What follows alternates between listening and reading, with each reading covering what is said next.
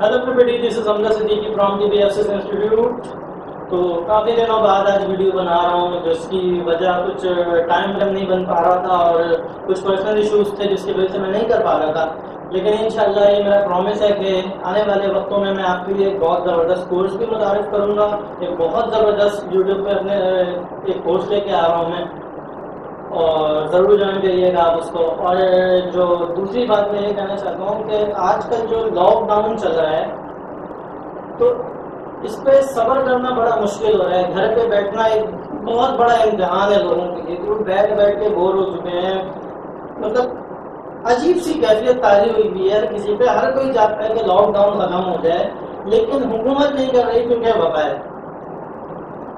ہر کوئی جانتا ہے کہ کیوں نہیں ہو پا رہا، لاک ڈاؤن ہے، ہم نہیں جا سکتے. کوئی اپنے دوست سے ملنا چاہتا ہے، کوئی اپنے دوستوں کے ساتھ وقت گزارنا چاہتا ہے، کوئی شاپنگ پہ جانا چاہتا ہے، وغیرہ وغیرہ. ہر کسی کے اپنے خواہشات ہیں، اپنے ڈیزائرز ہیں جس کو وہ پورا کرنا چاہتا ہے. لیکن ابھی اس وقت جو ہمارے اوپر جو ٹائم ہے، ہمیں صبر کے علاوہ ہمارے پاس اس کے علاوہ کوئی آپشن ہی نہیں ہے. ہم صرف صبر کر سکتے ہیں اور اللہ سے دعا کر سکتے ہیں کہ اللہ جلد سے جلد ہمیں اس وبا سے ہماری جان چھٹائے، اللہ تعالیٰ ہم پہ اپنا رحم نازل فرمائے.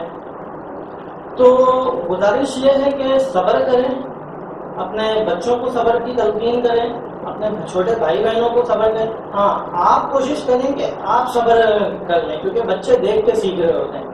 بچے اپنے ماں باپ کو، اپنے بڑوں کو دیکھ کے سیکھ رہے ہوتے ہیں. تو کوشش یہ کریں کہ بڑے جو ہیں، جو بڑے میری ویڈیو دیکھ رہے ہیں، وہ یہ کریں کہ وہ اپنے اندر صبر کو لے کے آئیں. نبی صلی اللہ علیہ وسلم سے پوچھا گیا کہ یہ صبر کیسے آتا ہے.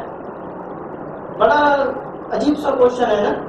قربان جاؤ نبی پاک صلی اللہ علیہ وسلم کی ذات پہ. نبی پاک صلی اللہ علیہ وسلم نے کہا کہ صبر کرنے کرانے سے آتا ہے. تو چھوٹی چھوٹی عادتوں میں، تو چھوٹی چھوٹی باتوں پہ صبر کرنا سیکھ جا. ایک وقت آئے گا کہ بڑے بڑے شر اور غم جو ہے تیرے سینے کے اندر آگے دم ہو گئے. تو کوشش کریں صبر کرنے کی، دوسروں کو صبر کرنے کی تلقین دیں. اور ہمارا دین، ہمارا اسلام، ہماری قرآن حدیث ہمیں یہ ہمیشہ تعلیم دیتی رہی ہے کہ صبر کریں. اور صبر کے ساتھ اکثر آپ نے پایا ہوگا کہ اللہ کہتا ہے کہ اللہ صبر کرنے والوں کے ساتھ ہے. تو کوشش کریں صبر کرنے کی. صبر کو چھوٹی چھوٹی عادتوں میں، ابھی لاک ڈاؤن چل رہا ہے، اس میں صبر کرنے کی عادت ڈالیں. آگے بہت سارے معاملات ایسے آنے ہیں جس پہ آپ کو شاید صبر کا مظاہرہ کرنا پڑے. تو کوشش کریں اپنے آپ کو صبر کے عادی بنا سکیں. Thank you for watching.